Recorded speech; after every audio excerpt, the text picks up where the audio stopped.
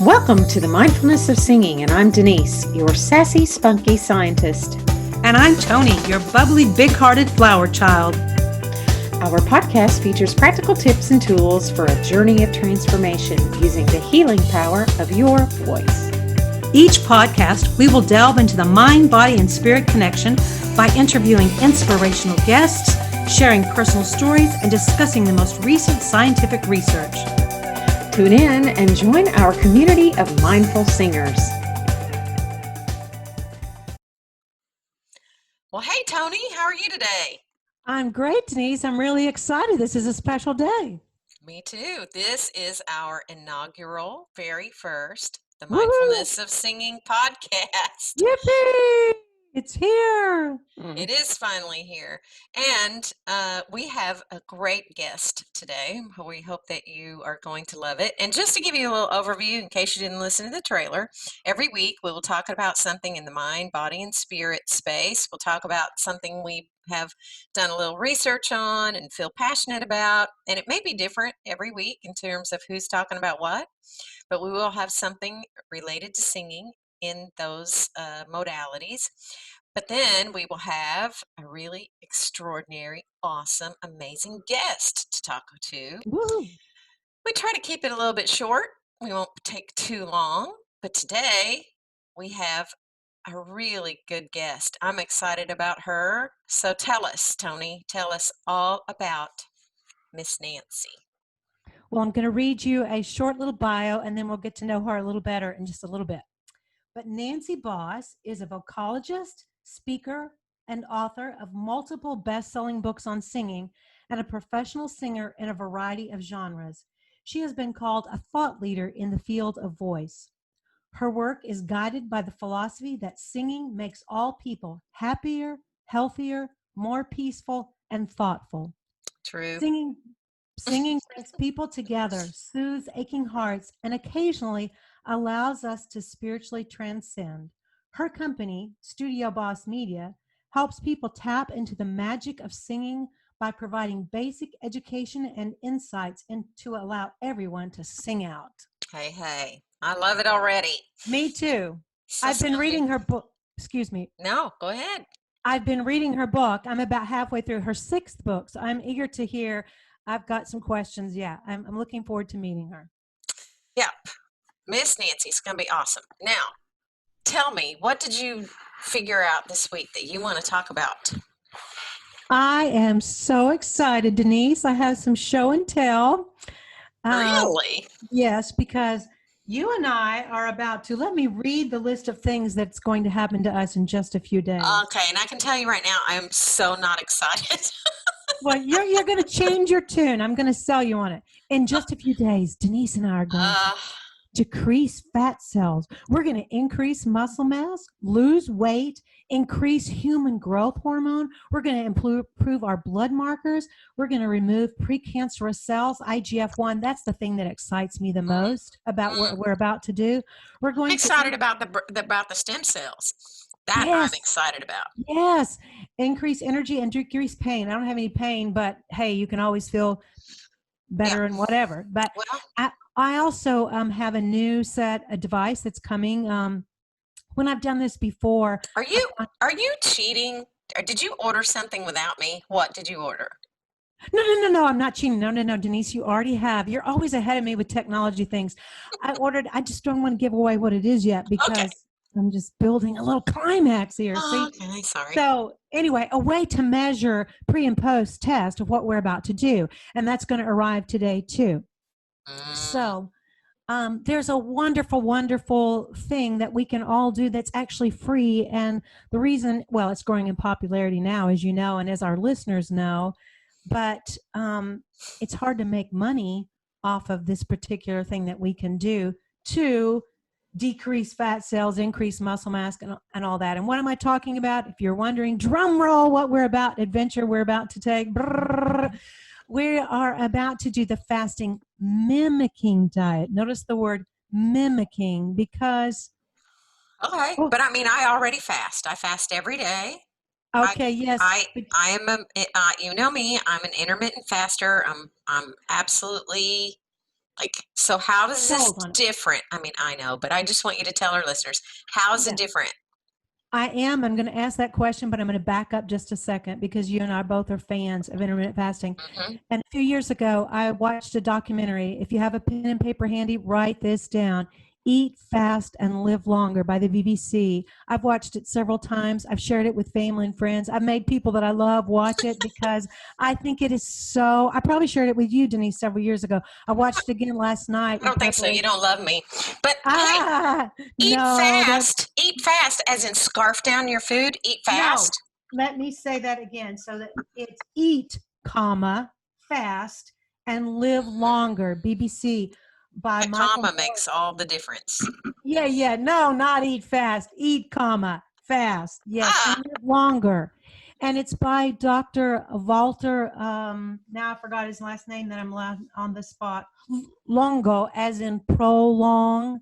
I didn't know that, Denise. Okay, so fasting mimicking. Why? Because it gives you all the benefits of fasting without completely going without food. And my kit arrived, so I thought I would unpack it for everybody today to see. Well, we want to see it, but you still have not said the magic words. Why? Yes. Okay. Because autophagy happens when you're in a short-term fast. But this stem cell, is that the magic you're waiting when you go for a long-term fast? No.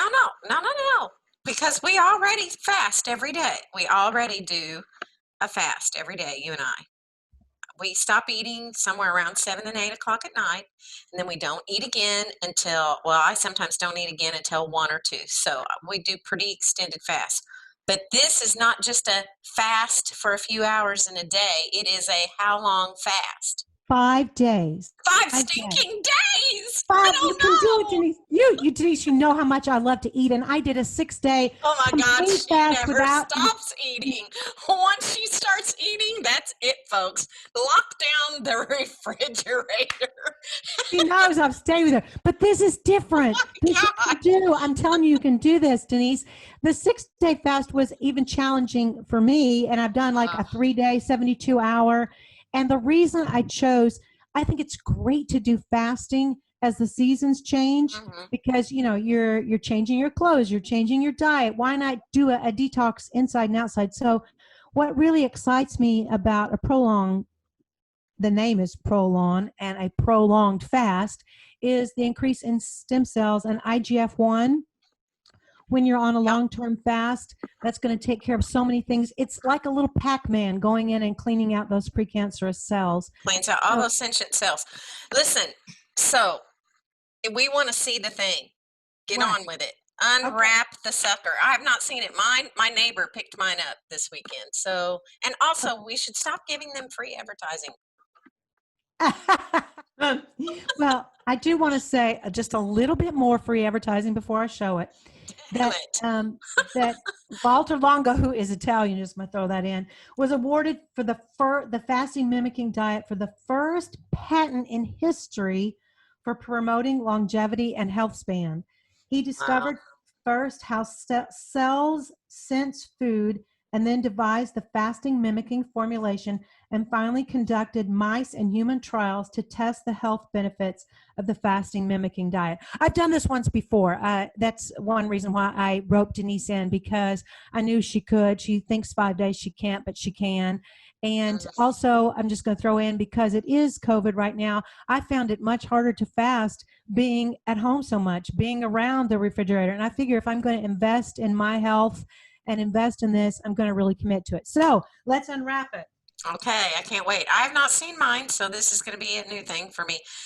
And here's the thing about 5 days. I did a 2-day fast recently, and I'm telling you right now, it was hard for me because I have a man in my house who absolutely loves to eat. The first thing when he wakes up in the morning is he'll say to me, "What's for lunch?" or "What's for dinner?" And I am not motivated by food, so I can go a long time and then realize I'm hungry and go, "Why can't I eat?" But 5 days with somebody else in the house, I don't know. That's going to be a challenge, but I'm up for it. It is going to be a challenge. You know what, Denise? My most successful fast were when I was living by myself. And here's what I do. When they would say that a snowstorm is coming and everybody else runs to the grocery store, a few days before, that's when I start emptying out the food. I can't go anywhere. I can't get it delivered. That's and a I good don't idea. have food in the house. So the snowstorm sets me up. That's a great time for a long, 72-hour fast. But let me show you what came in the packaging. Okay. Yeah. Let's see. Right now they're running a special. As I said, we're not network marketing. We're not getting paid. And we have we're not. connection. No. They can pay us. Well, they can, but they haven't. But anyway, right now they're running a special where you get an additional 3 boxes. Normally, you just get the beautiful Prolong box, which I'm going to show you. But before I got to the back, don't care that it's beautiful. Can't eat it. On top of the box were these 3 packages. Let me move them. Can you see, Denise? Well, oh yeah, look at that. These are the fast bars. And they're kind of like the bars that I never made for you, but I told you a lot about recently. They're really good and nutritious with seeds and nuts, and they keep you in that fasted state so your glucose doesn't go up. But you get 3 boxes of these as kind of a maintenance. These were included for free with the program that they were offering right now. And I did have to open one yesterday and enjoy one, and they are good. And then here is our 5 days of food. Everything you and I are going to eat for 5 days is in this box, Denise. Look at that box. Isn't that beautiful? I saved the other box from before and used it as a storage box because it is a nice container. Oh, yeah, look at that. Then inside you can see. I could put some scarves in that box or something. Yeah. Each day is clearly marked. 1, 2, 3, 4, 5, plus a bottle there's a liquid that you're going to mix with the bottle that helps with the hunger suppression, Denise. So you're going to want that part. And so let's open up what all you get for day 1. You get a chart, easy to see, that shows what you're going to have for breakfast, lunch. Is that close enough to read? Yep. Okay. Breakfast, lunch, afternoon, and dinner. So you open up day 1. Prolon, as I said in his name, is a natural plant-based. Oh, I love that too because I'm a vegetarian.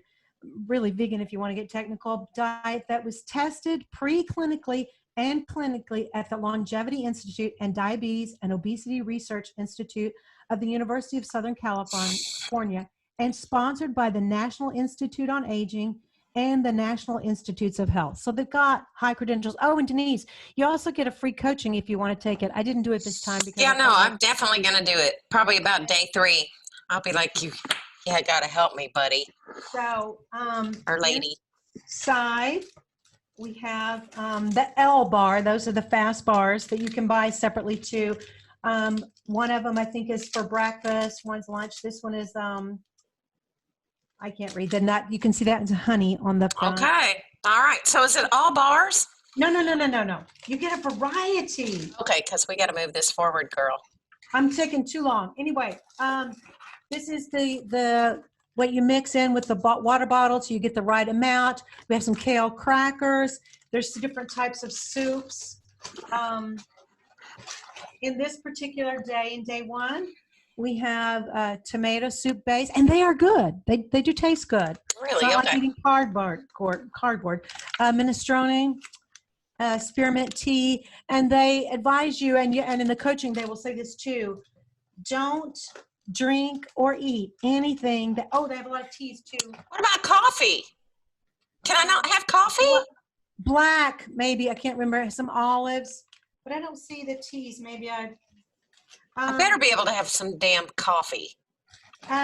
Well, actually, you can't put anything in it. I know that for sure. But I like sparkling waters. I didn't do that. I followed it to the T before, and I think I lost 9 pounds. I lost inches. I lost fat and gained muscle. Isn't that crazy? Crazy. Also, they advise you not to do any, I like hot yoga. I like crazy things. No extremes. Take it easy and use this as a time not only for cleansing inside, but outside as well, mentally too, So lots of meditation. I'll be doing lots of meditation.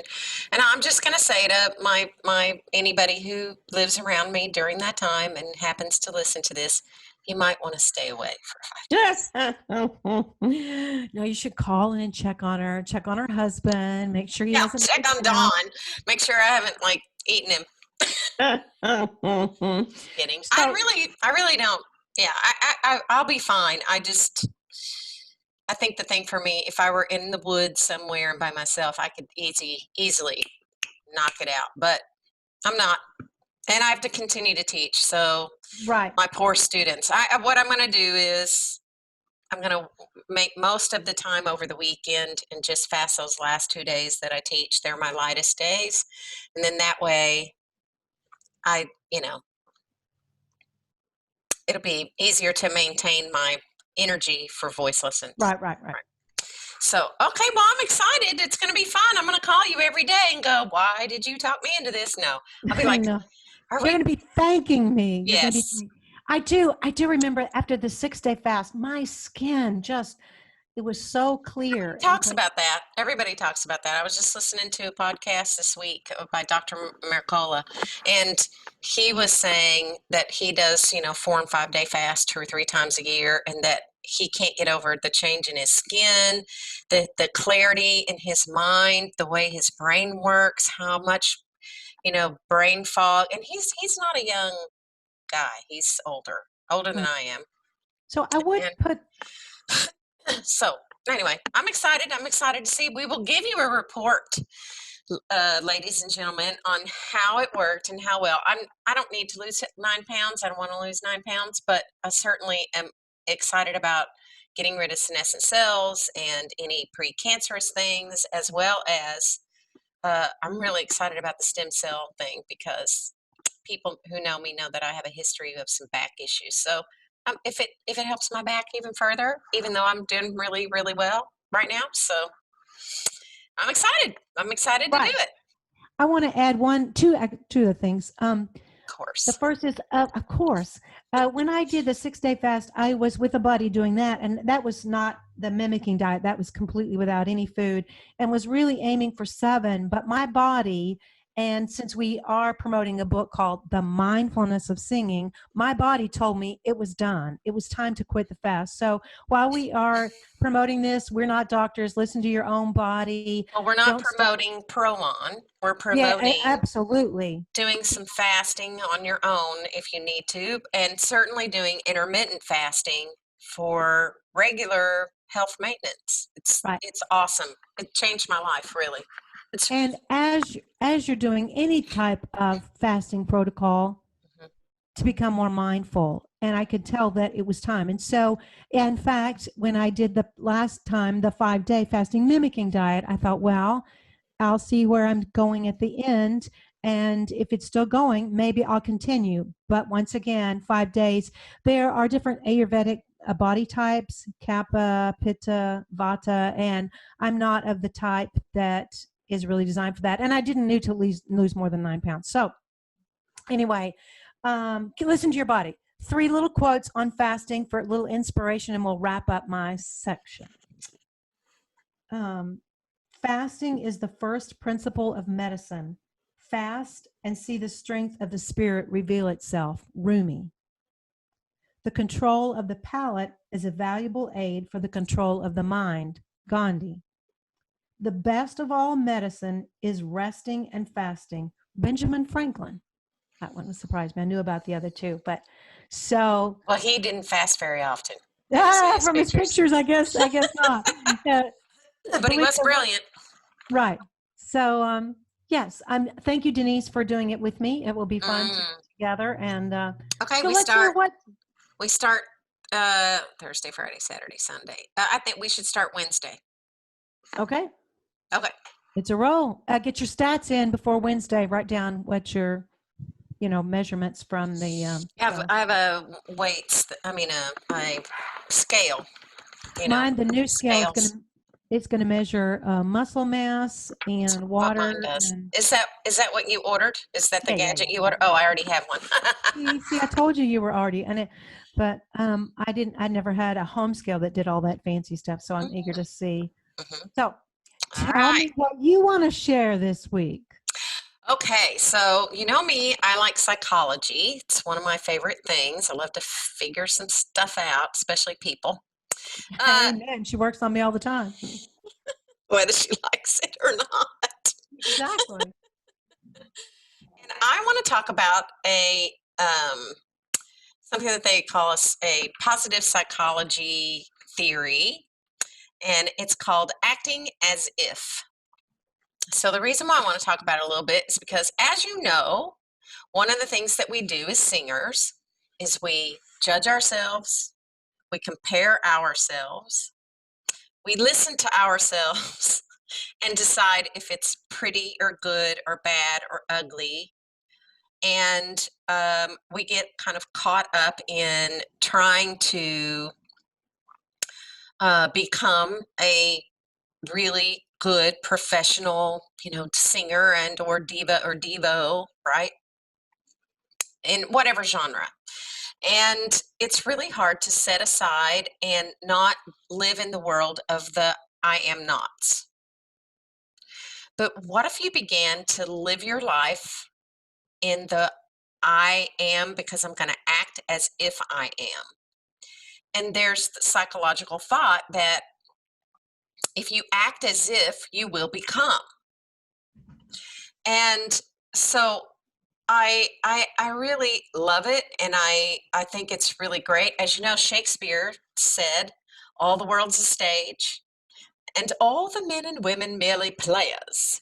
They have their exits and their entrances, and one man in his time plays many parts."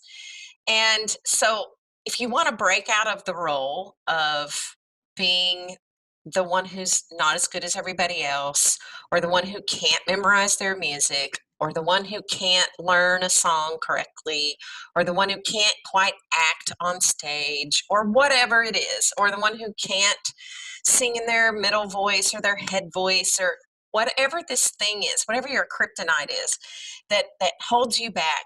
And believe me, it's here. It's all about the conversation that you're having with yourself. That is truly what is holding you back.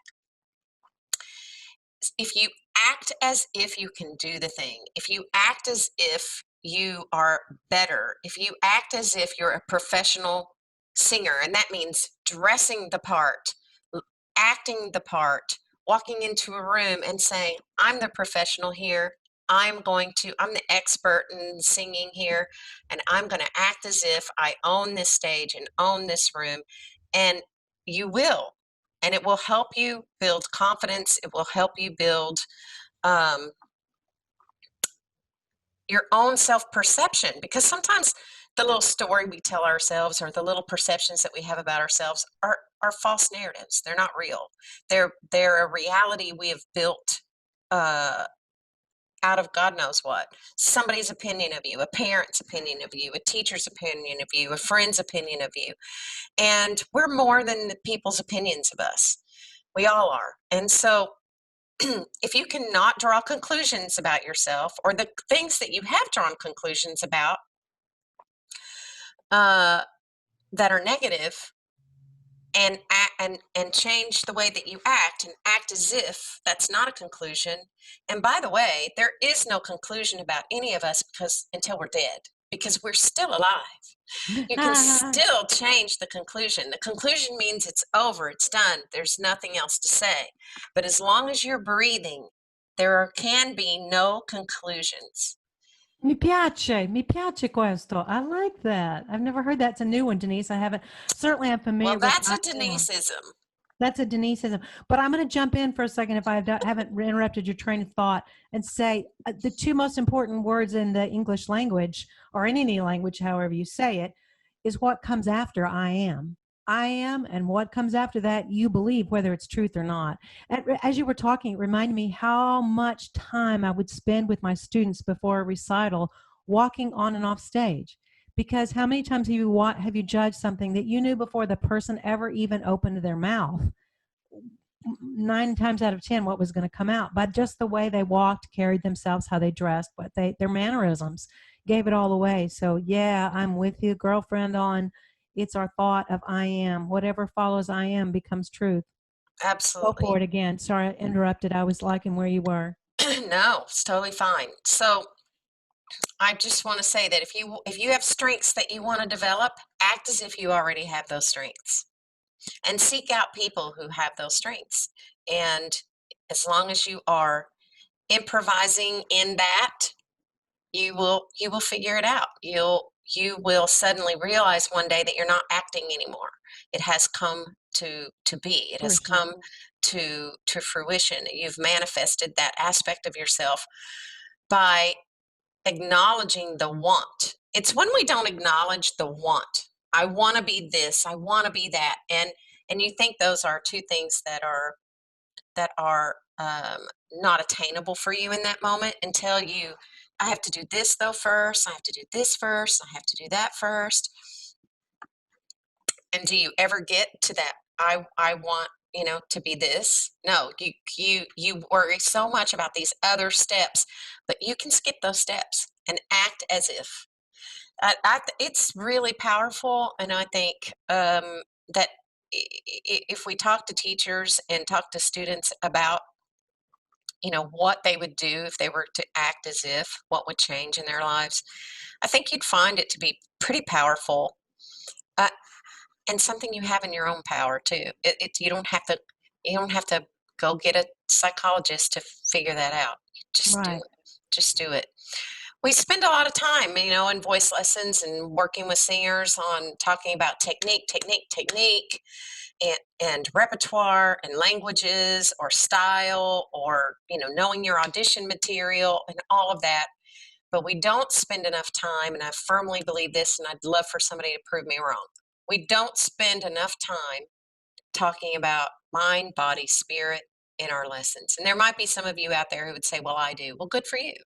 But I'm telling you, on the university level and also in the space of trying to help high school kids get ready for college auditions and or all state music or whatever it is that they're trying to do, the national anthem at their basketball game, or trying out for this college community theater thing, or whatever it is you're trying to do.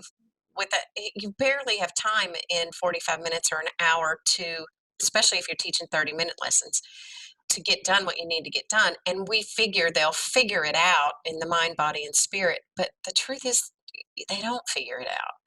Dear God, how long did it take you to figure it out, Tony? A lifetime. I'm still figuring it out.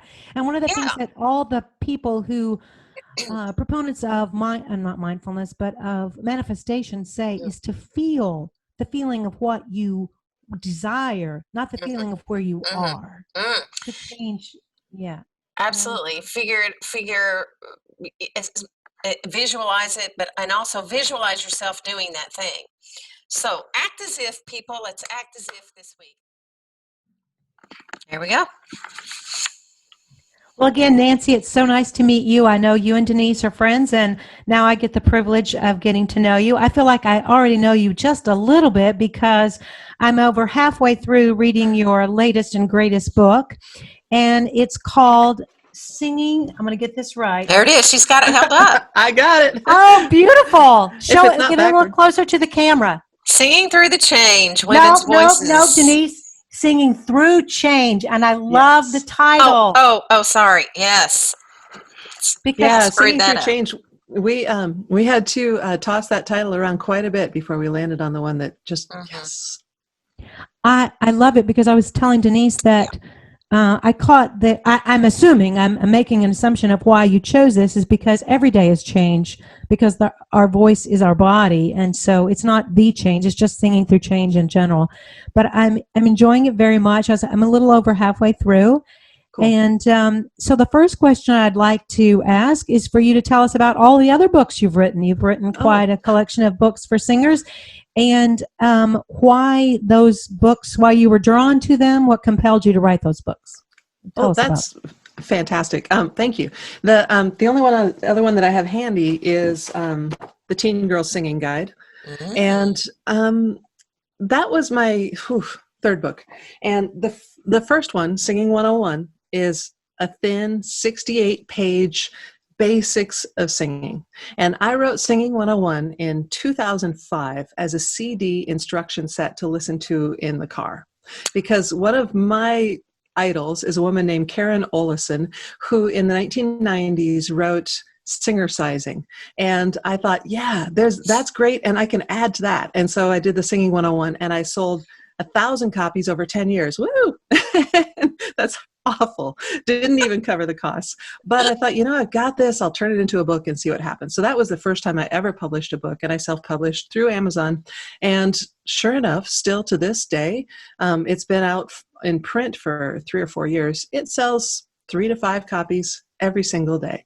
And people reach out with this thin little book that's just the basics of thinking about and checking in with your body, asking your body how it wants to breathe, thinking about how you hold your head in alignment with your body, which is really nice for experienced singers to go back and go, oh yeah, but for people who've never had lessons. And that book started when a man approached me and said, I want to take, it started as a CD set. I want to learn how to sing, but I'm even too nervous to sing in front of you in lessons. Is there anything I can do first? So that's where that came from.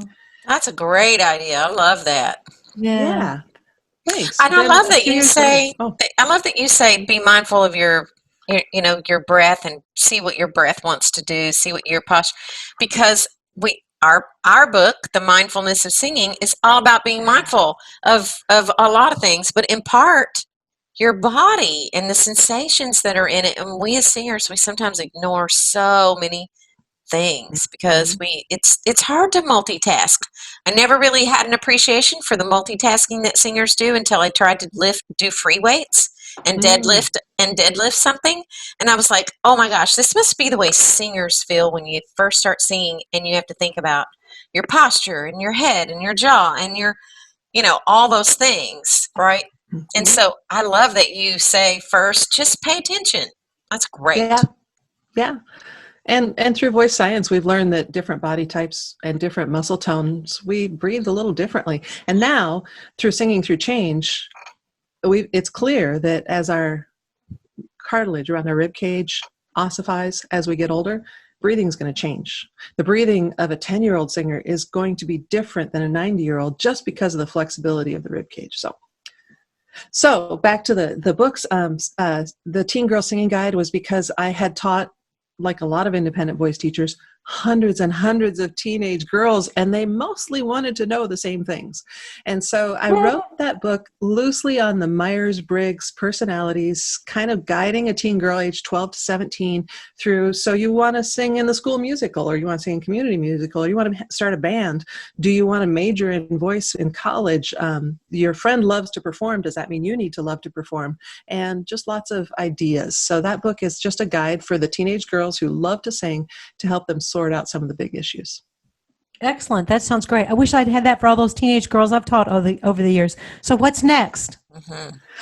What's next is that excuse me. That wasn't a very clear question. That was the first one was the... what's the next book? What's the next one's in the bouquet of books you've written?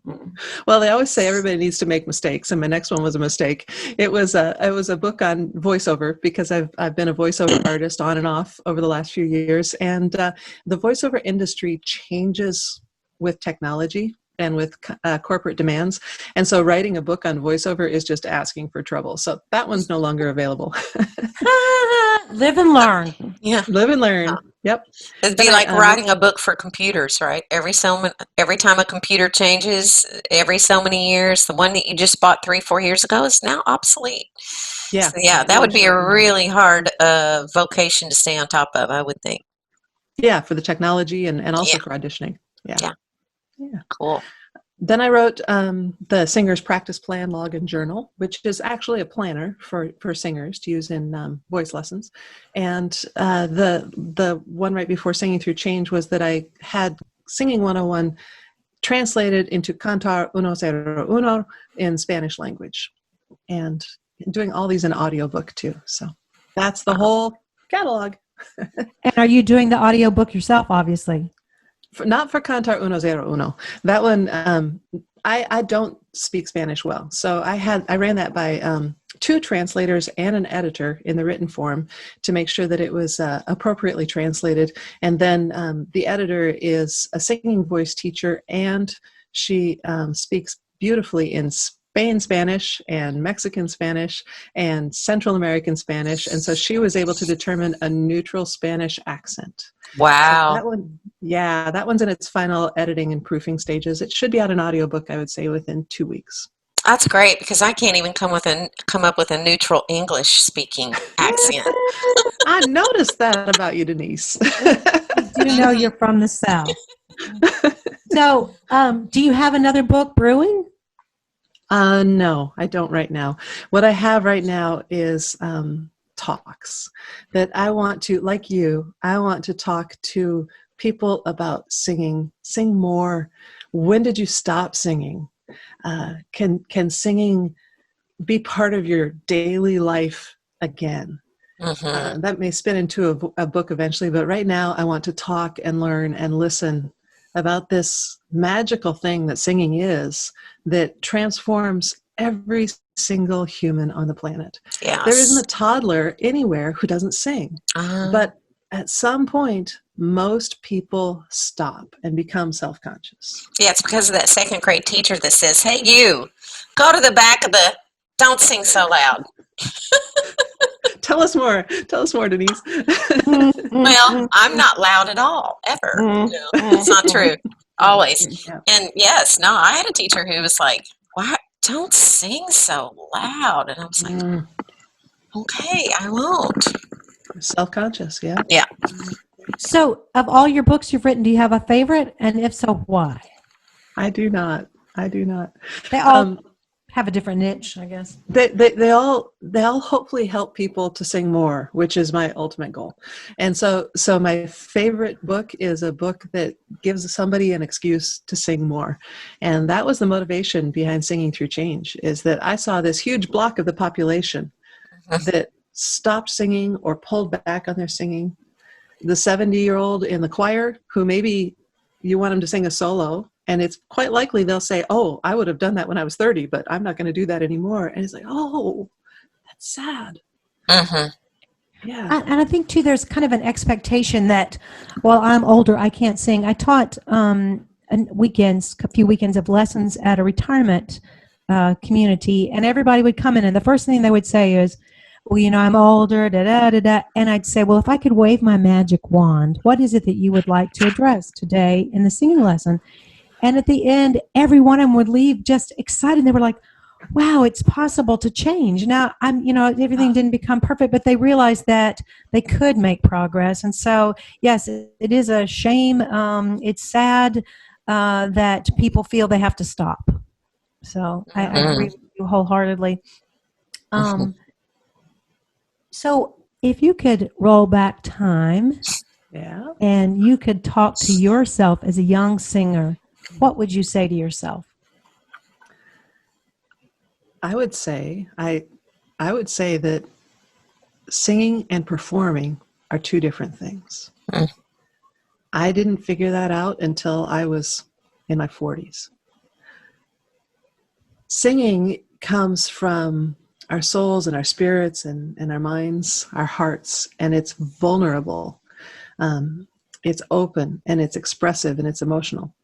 Performing is something we deliver to an audience so that they are moved. Those 2 things are not the same. And to understand that they're worthy of being studied and thought about separately so that they can be put together for a singing performer. Wow.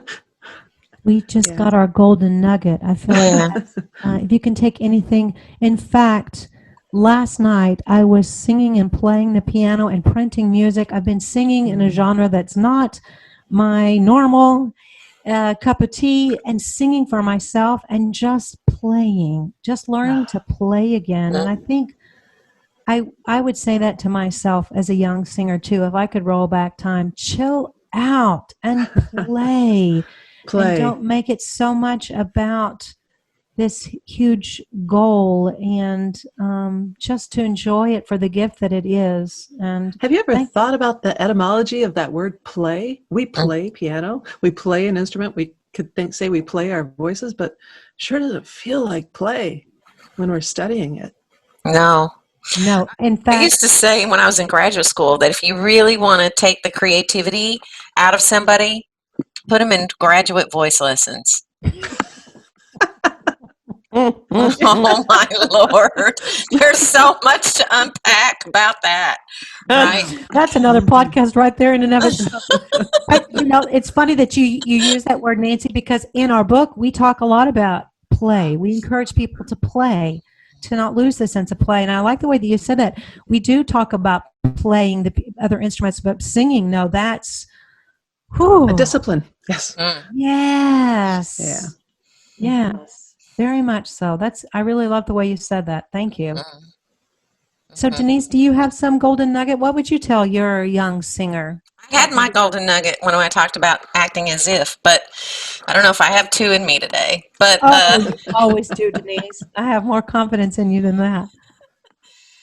No, I just like the idea of the fact that, and maybe it's the times we're living in, but no one when I was a young singer ever talked about the spirituality of singing. No one ever talked about, mind, body, spirit element of it. It was all technique, languages, and learning your auditions and trying to be better than the next, than the soprano who was there before in the room before you were. And, just the kind of dog eat dog world of that. And then we wonder why, when we get into academia, why there's that same sensibility of competitiveness and this is my space, and there's only so much success to go around and all of that, And I'm so glad we're changing the conversation among us, that we're saying, wait a minute, what about mind, body, spirit? What about being a creative person? What about being you as you sing? I don't know. It makes me mad that I'm as old as I am now, because we're just now having this conversation. I'm like, dang it, why can't I be 21 and have this conversation? I would have learned so much more about myself as a singer and as a person if someone had led me down that, instead of technique would have come, because technique comes with age and experience and all the things, Wisdom, and wisdom. But I mean, yeah. I agree. Technique can come from experience. And in college, it felt like I was having the rule book thrown at me. Like, you need to learn these rules of singing as fast as you can. And if that other person learns those rules faster, then they're going to get, like you said, there was scarcity around opportunities. Oh, a lot of business concepts, unhealthy business concepts that are applied to teaching people how to sing. Right. Yeah, I love that. So I think we're on the right track now. We're getting there anyway. We are. There's more and more voices that are talking this same talk: mindfulness, heart, and soul. Not just rules and physiology. Hopefully, we're going to see the next generations coming up differently. As I was reading the book, I felt this tremendous sense of sadness and connection to the women. I saw myself in them too, of all the times that they would say, well, I had to sing because I was the only soprano there, and then they had a vocal hemorrhage, but I kept going because we were just taught to persevere, and that's part of your identity. And the show must go on. The show must go on. But mindfulness, forget about it. Mindfulness of, hey, what is my body saying? My unique voice saying? So I think we're on the cusp of something new and better, and we're certainly grateful for your books and all that you're doing to change that mentality. And so, how can people find you, Nancy? The books themselves are all available on Amazon worldwide. The publishing site is studiobos.com. That's studiobos.com. And my website is nancybos.me. I like Sounds that. so arrogant. And no, it doesn't. And don't forget, she has a podcast, and I love the podcast. I love the podcast. Thank you. The podcast is called Everything, 2 words. And the goal of the podcast, the original 50 episodes, was why do we sing? And I think I understand that now. I got that question answered. So now I'm asking, why don't we sing more? And every episode is about, very similar to you, expressing ourselves through singing. Mm-hmm. Mm-hmm. And not just as a vocation, but for people who aren't professional singers.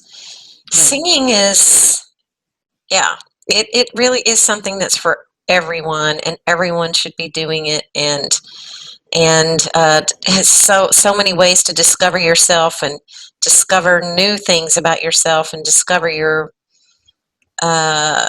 joyful side through singing. I mean, there's science behind that. It's a fact. We use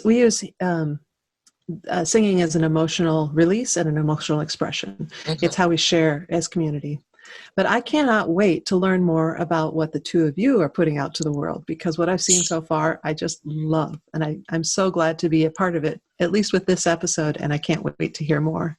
Well, hey, Nancy, we're honored that you are our first. This is our maiden voyage. You know, Denise is a veteran.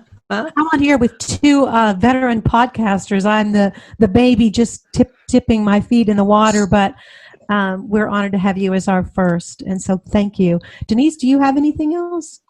I don't. I just want to encourage everybody to read the book, Singing Through Change. I got that right. And to also listen to Nancy's podcast. It's really positive. It's uplifting. And your voice as a voiceover artist is so soothing. Hello, my name is Nancy Bos, and I'll be your podcast host. I love it. I love it. It's so soothing. It's great. Thank you. Thank you so much, Nancy, for being part of our very first podcast. Thank you for your time and for all the work you do. Oh, it's my pleasure. And your joy in singing. And I hope we've inspired somebody out to go play, go get in the sandbox and play with your own voice. Go sing. Thank you so much. This has been great. Thank you.